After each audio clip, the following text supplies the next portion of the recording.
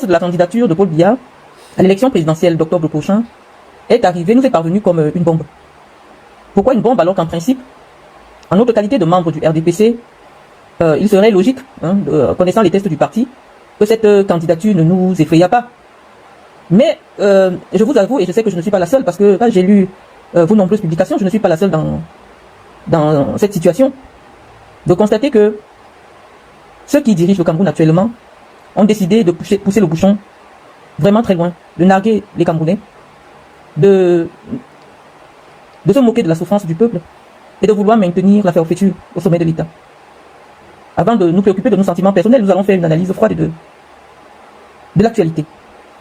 Toute la semaine dernière, nous avons constaté que le secrétariat général de la présidence de la République avait engagé des consultations auprès des élites, ou alors de l'élite politique des 10 régions du Cameroun, en vue de recueillir leur volonté. Nous avons vu les représentants, ou du moins ceux qui occupent des postes de responsabilité originaires des 10 régions du Cameroun, participer à ce... Je ne sais pas le qualifier ce qui s'est passé, je ne sais pas qualifier ce qui s'est passé, avec engouement. Ils sont venus dire au président Paul Biya qu'ils sont déterminés, que ce que Paul Biya fait depuis 43 ans au Cameroun. Paul Biya développe le Cameroun, il y a des routes partout, il y a des hôpitaux partout, il y a du travail pour les jeunes Camerounais. Et que pour cela, le Paul Biya devait continuer à diriger notre pays. Nous nous arrêtons à ce niveau-là pour demander que... Mais, depuis le 20 mai, nous n'avons plus revu Paul Biya. Le Paul Biya qui nous a été présenté le 20 mai était un homme complètement affaibli, perdu, fatigué. Et depuis 3 mois, nous ne l'avons vu nulle part. Il y a un sommet qui était prévu au Cameroun, un sommet des chefs de l'État de la zone Afrique centrale qui était prévu à Yaoundé. Compte tenu de l'état de santé de M. Biya, ce sommet, ô combien déterminant pour l'avenir de notre sous-région, a été reporté à une date ultérieure. C'est bien la preuve, c'est l'une des preuves, qui nous conforte dans l'idée que le président Biya n'est plus en capacité physique d'exercer le pouvoir. Nous ne l'avons vu nulle part. Vous avez peut-être remarqué que son épouse Chantal Biya a perdu sa belle-mère, c'est-à-dire sa mère, la femme de son père. Un moment très important pour la vie privée du président. Il n'a pas pu se rendre à cet événement parce que physiquement il n'est pas bien portant. Et donc on nous dit que c'est cet homme-là qui est en train de mobiliser les énergies au Cameroun pour représenter sa candidature pour diriger le Cameroun juste en 2032. Je vous ai déjà dit, c'est une imposture, on ne va pas revenir sur tout ce qu'on a déjà dit jusqu'ici. Mais ce que les Camerounais doivent savoir désormais, c'est que Paul Biya lui-même est la victime expiatoire d'un gang à la solde des puissances étrangères. Ce gang est convaincu que Paul Biya doit leur servir de paravent pour continuer leur entreprise de pillage de nos richesses, pour faire main basse sur le Cameroun. Parce qu'en réalité, ces personnes savent qu'elles ne peuvent pas se présenter devant l'opinion nationale et solliciter une candidature. Et donc oui, il faut perpétuer l'imposture. Mais ce qui est grave, c'est la nature ou alors le statut de ceux qui portent sur eux cette nouvelle candidature, parce que nous savons, sur le plan politique, que le responsable politique de la majorité présidentielle est le premier ministre chef du gouvernement. Nous ne l'avons entendu nulle part, nous ne le voyons pas, nous ne savons pas ce qu'il pense, John Gouté. On a comme l'impression qu'il y a 2 premiers ministres au Cameroun. Un qui a ses bureaux à étudier, un autre qui est au palais, comment vous appelez ce palais-là? John Gouté. On ne sait pas ce qu'il pense, on ne sait pas où il est, mais en principe, sur le plan politique, il est le patron de la majorité présidentielle. Nous voyons visiblement qu'il est écarté. Par ailleurs, le parti, le RDPC, nous pensons que dès lors que Paul Biya a déclaré officiellement sa candidature, il revient aux responsables politiques, aux responsables du RDPC, de prendre le relais. Le ministre d'État, secrétaire général de la présidence de la République, j'ai beaucoup de respect pour sa personne, j'apprécie même son caractère, j'apprécie son dynamisme, mais je pense que il aurait été beaucoup plus intelligent de sa part de se retirer un peu, parce que l'impression qu'il donne à l'opinion, c'est qu'en réalité, c'est lui qui est candidat à cette élection. Nous ne retrouvons pas la marque de l'homme Biya, nous qui suivons, qui avons lu, qui connaissons la marque particulière du président de la République, son tact, son élégance politique. Nous ne la retrouvons pas dans tout ce folklore qui se fait au secrétariat général de la présidence de la République. Je dis toujours que quand Paul Biya était en possession de tous ses moyens, il aurait trouvé vraiment indécent de recevoir des personnalités politiques de son parti dans le palais de la République. Paul Biya a fait de la séparation des pouvoirs le pilier fondamental de son action politique. Il a fait du respect de nos institutions, le respect de nos institutions, son livre de chevet. Nous ne retrouvons pas, nous les biaïstes, nous ne retrouvons pas, je vais me répéter, la marque de l'homme du 6 novembre dans ce qui se fait au Cameroun actuellement. J'étais en train de vous dire, mes chers amis, qu'en aucun moment, Paul Biya n'allait cautionner le fait que le président de la République, dans l'exercice de ses fonctions de président de la République, soit considéré comme le président d'un parti. Et qu'il reçoive des militants de son parti au palais de la République. C'est ce que je vous ai dit tantôt. Nous nous arrêtons là parce que toutes les personnes qui ont été convoquées, on a bien deviné qu'elles sont membres du RDPC et les alliés du RDPC reçus à la présidence de la République pour recevoir la volonté ou alors la volonté du président de la République. C'est la raison pour laquelle nous avons pensé que ce n'est pas Paul Biya qui candidate. À cette élection, nous l'avons déjà dit, Paul Biya n'est pas candidat à cette élection. C'est le gang qui a pris en otage Paul Biya, qui a décidé d'utiliser son image jusqu'au bout avec la bénédiction des puissances étrangères. Le peuple camerounais doit savoir désormais que son destin est entre ses propres mains. On ne va pas passer le temps à commenter ce que fait le RDPC ou ce que fait visiblement le directeur de campagne autoproclamé du président de la République. Paul Biya, quand il était en possession de tous ses moyens, faisait preuve de beaucoup d'élégance politique. Même pour la désignation du responsable de la campagne, ça ne se faisait pas de manière ostentatoire. Vous avez vu tout ce bal nauséabond qui se fait, des jeunes qui se déplacent pour le palais de l'unité, rapporter un sac d'argent en espèces pour remettre leur participation aux frais du dossier du président. Ça ne ressemble pas à Paul Biya. Paul Biya n'allait jamais accepter une telle démarche parce que, vous savez, les comptes de campagne dans une république soucieuse du respect, en fait, dans une république où on se soucie de la lutte contre la corruption, les comptes de campagne de tous les candidats sont connus. Lorsqu'un candidat devient candidat, il ouvre un compte de campagne pour recevoir les contributions diverses et les méthodes de participation sont connues. Vous voyez des jeunes, bon, on va nous dire c'est des jeunes, mais je vais vous expliquer tout à l'heure, je vais vous présenter celui qui conduisait cette délégation et peut-être les différents membres qui constituaient cette délégation-là. Le président de la République, Paul Biya, n'aurait jamais accepté une telle exhibition malsaine. Je pense que toutes les personnes qui se sont rendues au secrétariat général de la présidence de la République aujourd'hui sont des membres du RDPC. Je vais vous présenter M. Essomba. Oh là là, malheureusement, j'ai pas de caméra. Qui conduisait la délégation des jeunes. À moins que je ne me trompe, nous avons été camarades à l'université de Soie, je ne me trompe pas, il a mon numéro, j'ai le sien. Il est un cadre il était cadre au premier ministère. Il est le président national de l'OJRDPC. C'est-à-dire celui qui a conduit la délégation aujourd'hui. Celui qui a conduit la délégation du RDPC. Je ne lis pas vos commentaires, les amis. Donc ça ne sert à rien de venir vous insulter. Je disais que nous avons été camarades à l'université de Yaoundé 2. Monsieur Somba, c'est le président national de l'OJRDPC. Et donc je pense que en tant que président national de l'OJRDPC, il est parfaitement au courant du moyen par lequel le RDPC reçoit les contributions en ce qui concerne le financement de la candidature de son candidat. Et donc nous trouvons toute cette exhibition malsaine qu'on trouve cela pour prétexte pour nous faire comprendre qu'en réalité, c'est bien la preuve que Paul Biya est le candidat des jeunes. Voilà, Auguste Essomba. Non, il n'a pas 55 ans. Parce que quand j'étais en deuxième année, bon, c'est vrai que ça n'explique rien. Il était le représentant des étudiants. J'étais en deuxième année, il était en troisième année. Donc je ne pense pas je sais pas s'il ne peut pas avoir 55 ans. Il ne peut pas avoir 55 ans. Auguste Essomba. Nous avons fait la faculté de droit ensemble. Donc je ne pense pas qu'il ait 55 ans. Donc je pense que c'est une exhibition malsaine qui vient encore, s'il fallait une preuve de plus, nous démontrer qu'en réalité, Paul Biya n'est pas au courant de tout ce qui se fait, en ce moment en son nom. Nous ne sommes même pas au courant. Et nous ne sommes pas sûrs que Paul Biya se souvienne de la date des prochaines élections. Donc ça va être une campagne électorale très difficile parce que l'élection présidentielle est la rencontre d'un homme et d'un peuple.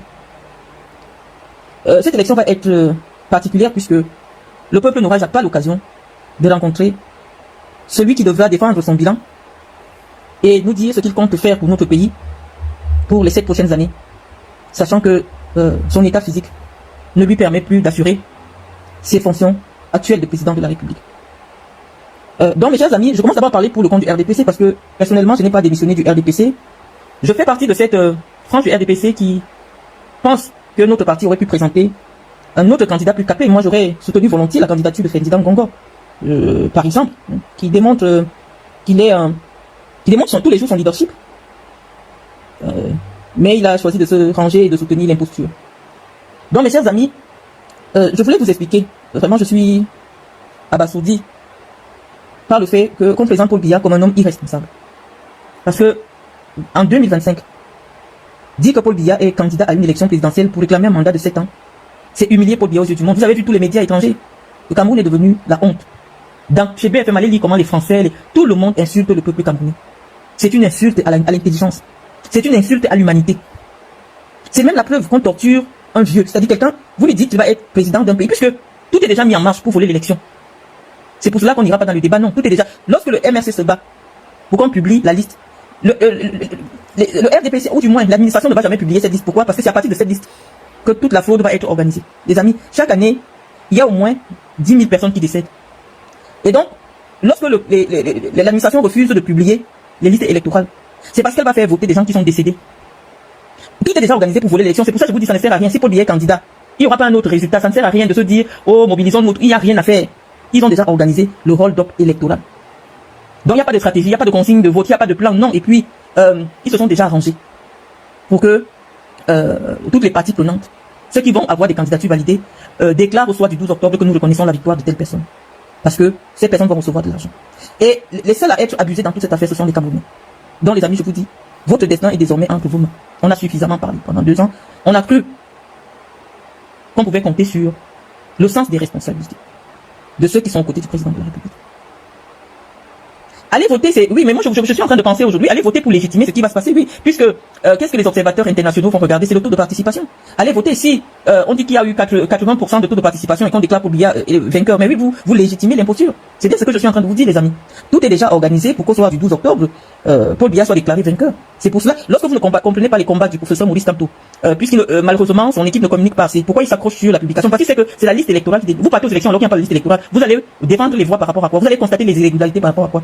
Malheureusement, le MRC, ou du moins la véritable opposition au régime de Biya, parce que le MRC aujourd'hui, ou le professeur Maurice Kamto, représente la véritable opposition au régime. Et malheureusement, ils n'ont pas de relais pour qu'on vous explique, parce que nous, ici, nous sommes dans un sens purement pédagogique, pour vous expliquer les enjeux. Si le professeur Maurice Kamto se bat pour la publication du fichier électoral, c'est parce qu'on sait que c'est à partir de là qu'on fraude l'élection. Et ces gars ne vont pas sortir cela. Donc comment vous voulez aller aux élections alors qu'il n'y a pas eu la publication de la liste de ceux qui doivent voter? On peut même pas commencer le débat des élections si on ne sait pas qui va voter. Donc, puisque moi je suis pas leur chargé de communication. On est simplement là pour avoir des échanges républicains. Moi, je suis pas responsable de leur communication. Vous avez vu, au même moment, ils ont introduit un recours auprès, je sais pas de quelle juridiction, pour sommer l'administration de présenter le fichier électoral, mais on n'aura jamais ce fichier électoral parce que c'est la base de toute la fraude qui va être organisée. Et dans un tel système, aucun candidat ne peut battre Paul Biya. Parce que les responsables des unités administratives vont simplement se charger de bourrer les urnes. Donc, il n'y aura pas élection. Voilà Lopez Max qui dit, c'était régional, oui, mais quand c'est à Bafoussam, tu n'as pas le temps d'aller vérifier ce qui se passe à machin. Donc, moi, je suis en train de vous dire que, à l'heure actuelle, ce sont les Camerounais eux-mêmes qui doivent se battre pour leur libération. Vous ne pouvez rien attendre de ce qui va arriver le 12 octobre. Il n'y a rien de... Non, ils vont nous dire, Paul Biya a gagné l'élection. Et la participation massive des Camerounais à cette élection viendra seulement légitimer la forfaiture. Non, mais je pense qu'à ce niveau, si ce n'est même plus à la portée de Chantal Biya. Vous savez, depuis que... Bon, on a dit qu'on ne parle plus de la vie privée de Chantal Biya, mais nous ne pensons pas, arriver à ce niveau-là, tel que les choses se présentent, nous ne pensons pas que Chantal Biya est encore... Je pense que les Camerounais doivent réfléchir sérieusement à prendre leur propre destin en main. Ceux qui ne sont pas d'accord avec la forfaiture, peut-être feront un vote blanc ou vont s'abstenir de se présenter. Il n'y a pas élection, les amis. Il pourra avoir une élection si le RDPC présente un autre candidat, mais à l'heure actuelle, il n'y a pas élection. Donc, il n'y a pas les élections. Donc, il n'y a pas les élections. Depuis le matin, on regarde, il n'y a pas les élections. Je vous dis que nous, qui connaissons donc Biya, on ne le connaît plus. Ce n'est plus, on ne change pas, on peut pas avoir 40, on peut pas avoir plus de 30 ans au sommet de l'État. Et du jour au lendemain, qu'on mette des erreurs politiques basiques. Ce qui se fait là actuellement, ça ne ressemble pas à l'homme Biya. Je vous assure, hein. Tout le monde connaît l'élégance du président Biya, c'est-à-dire, je peux parler des comptes de campagne, je vous dis parler du financement des campagnes. C'est-à-dire que la loi protège le financement des campagnes. On peut pas dire qu'on se promène avec des liasses d'argent pour aller donner au secrétaire général de la présidence de la République. À l'heure actuelle, la présidence de la République, ce n'est pas Paul Biya. Dès que Paul Biya est déjà candidat, il ne peut pas, je sais pas, c'est-à-dire que, je sais pas qui fait ça, je peux pas accuser le ministre Ngongo, je sais pas. Mais le RDPC devait avoir un compte pour recevoir le financement de son candidat. Moi, je comprends pas. C'est tellement grossier, c'est tellement gênant. Et nous, ça nous fait de la peine parce que tout ce bilan va être posé sur le président Biya. Je pense qu'il avait le temps de se retirer. Le pauvre, il n'est même pas conscient de ce qui se passe. Je vous dis que tant que vous ne voyez pas Paul Biya s'exprimer debout, agir, le 22 octobre, ou alors le 12 octobre, vous devez sanctionner ce qui se passe. Vous devez sanctionner. Ce monsieur n'est plus en capacité de quitter son lit. Que ce soit pour la vie publique, ou alors du moins la vie privée, il n'est plus en capacité. Il est fatigué. Il ne surveille même pas, parce que je sais qu'il n'aurait jamais cautionné la démarche qui est faite aujourd'hui au secrétariat général de la présidence de la République. Ils font des choses pour sauver la face. Oui, on appelle QT, vient faire la photo, on filme QT, on dit que oui. Non, c'est pas, non, à l'heure actuelle, les services de la présidence de la République n'ont rien à voir dans la campagne du président de la République. Les services de la présidence de la République ne sont en rien impliqués dans la campagne du candidat. Et ceux qui veulent aller en campagne, vous prenez d'abord, vous absentez de vos bureaux. Ça n'a pas de sens ce qui se passe. Et le président Biya n'a jamais agi comme ça. Il ne sait même pas qu'il est candidat. Je vous jure, les amis. Il n'est pas au courant de ce qui se passe. Donc vous irez voter pour qui? La coalition va être difficile. Moi j'ai dit je ne veux pas être la porte-parole de l'opposition. Je suis en train de dire que le système du scrutin camerounais n'est pas favorable à une multiplicité de candidatures. Dès qu'on vous a expliqué que le système de notre scrutin ne permet pas qu'il y ait plusieurs candidats. La pluralité des candidats existe dans les systèmes où il y a une élection à 2 tours. C'est-à-dire que vous partez d'abord. Et maintenant, vous voyez les résultats de tout un chacun. En fonction de ces résultats, vous faites des alliances. Mais l'élection du Cameroun, c'est une élection à un seul tour. C'est le 1 but sort. Vous n'avez pas le temps de voir qui est plus fort que qui. Parce que actuellement, idéologiquement, le parti de Bello Bouba Maïgari ne peut pas faire alliance avec le MNC. Sur le plan des idées, sur le plan de la démarche politique, sur le plan des idées politiques, c'est deux structures bien différentes. Moïse Kamto ne pourra pas parler de rupture avec le régime Biya si il est élu avec les voix de l'UNDP et du FNC. On saura que c'est la continuité de ce qui s'est passé avec Paul Biya. Donc il y a d'abord un problème idéologique. Et donc, la seule chose à faire à l'heure actuelle, qui devait se faire depuis longtemps, c'était d'avoir une structure qui permettait, je sais pas, dès lors qu'il y a 10-15 candidats, vous faites comment pour aller à l'élection? C'est pour cela que vous dites que Paul Biya a mis un système au Cameroun qui ne permet pas à l'opposition d'arriver au pouvoir. L'opposition arrive au pouvoir dans les pays qui ont une élection à 2 tours. Là, l'opposition a le temps de se rassembler pour se mettre derrière un seul homme. Mais à l'heure actuelle, avec le 1 but que vous avez au Cameroun, il est impossible qu'on ait une lecture claire de ce qui peut se passer. Ce qu'on sait, on sait déjà, c'est que le parti État RDPC va voler l'élection. Donc il n'y a pas le débat. Vous voyez déjà, toute l'administration est au service du candidat du RDPC. Parce qu'en recevant, dans les services de la présidence de la République, des cotisations partisanes, on met l'administration au service d'un seul candidat. Ça veut dire qu'on déséquilibre. Or, à l'heure actuelle, dès lors qu'il y a l'élection, la République doit s'arranger pour qu'il y ait une égalité de traitement entre tous les candidats. Ce qui ne va pas être respecté. Que ce soit le temps de passage dans les médias publics, que ce soit... Non, il faut qu'il y ait une autorité qui garantisse l'équité, l'égalité de traitement. Mais au Cameroun, on voit très bien que toute l'administration est mobilisée pour être au service du candidat président. Donc, vous faites comment? C'est pour ça que nous devons, nous le peuple, qui veut le changement, nous organiser avec nos propres moyens pour qu'il n'y ait pas, qu'il y ait l'arrêt de cette forfaiture-là. Parce que même les vrais soutiens de Biya savent que Biya n'est pas au courant de ce qui se passe. Moi, j'ai vu quand le Sud est passé. Moi, j'ai pas vu Mvonda Yolo dans l'affaire là. La seule personne qui voit le président à l'heure actuelle, c'est Mvonda Yolo. Quand j'ai vu le Sud arriver sans Mvonda Yolo, moi j'ai compris que l'affaire là, c'est le faux. Mvonda Yolo n'était pas là parce que il est le seul qui peut aller dire que oui, le président a dit qu'il accepte d'être candidat. Moi, je n'ai pas vu Mvonda Yolo. Si vous avez vu Mvonda Yolo, venez nous mettre la photo. À l'heure actuelle, Mvonda Yolo est le seul qui voit Paul Biya. Mais il n'était pas présent. Les gens qui connaissent Paul Biya, comme Laurent Nessou, moi je les ai pas vus au secrétariat général de la présidence. Parce qu'ils savent que l'homme n'agit pas comme ça. Biya ne fonctionne pas comme on est en train de voir là, comme ça. Paul Biya a toujours été respectueux des institutions étatiques. Donc, moi, le seul conseil que je dois vous donner à l'heure actuelle, au niveau des réseaux sociaux, parce que la communication, je vous l'ai dit, l'essentiel de la communication, vous avez vu, Paul Biya a donné le ton. L'essentiel de la communication, ça va d'abord être une guerre médiatique. Mais je vais vous demander, les amis, organisez-vous. L'heure n'est plus au one-man show ou au one-woman show. Vous avez vu, moi, je ne me montre pas sur les réseaux sociaux. Mais je pense qu'à l'heure actuelle, vous devez vous mobiliser pour faire disparaître toutes les pages Facebook qui font la propagande de l'imposture. Nous allons vous indiquer les pages Facebook que vous devez aller signaler massivement. Parce qu'on ne peut pas se moquer de la souffrance du peuple camerounais. Toutes les pages Facebook qui font la propagande de l'imposture doivent disparaître des réseaux sociaux. Ça, c'est la première étape de la réplique. Parce que lorsqu'on se moque de vous, vous devez réagir. On ne peut pas rester là. On reçoit... Ce sont des bêtises. Ils font la propagande de cette bêtise-là. Donc nous pensons que la première étape de la réaction du peuple au changement, toutes les pages camerounaises de plus de 5000 abonnés qui ne sensibilisent pas, ou alors qui passent le temps à divertir les Camerounais, ou alors à détourner les Camerounais. Parce que vous avez bien compris que ces gens, avant de préparer leur forfaiture, ont contacté tous les blogueurs pour endormir les Camerounais, pour détourner les Camerounais avec des histoires qui n'ont pas de sens. Les Camerounais ne sont pas mobilisés. J'ai vu quelqu'un, je ne sais pas si c'est Balsero le matin ou je ne sais pas qui nous faisait comprendre qu'en réalité, ils attendaient à ce qu'il y ait une réaction des Camerounais après la déclaration de cette imposture de Paul Biya. Il n'y a aucune réaction puisque les Camerounais, sur les réseaux sociaux, elles se recherchent le divertissement. Ce qui se passe pour leur pays, ça ne les intéresse pas.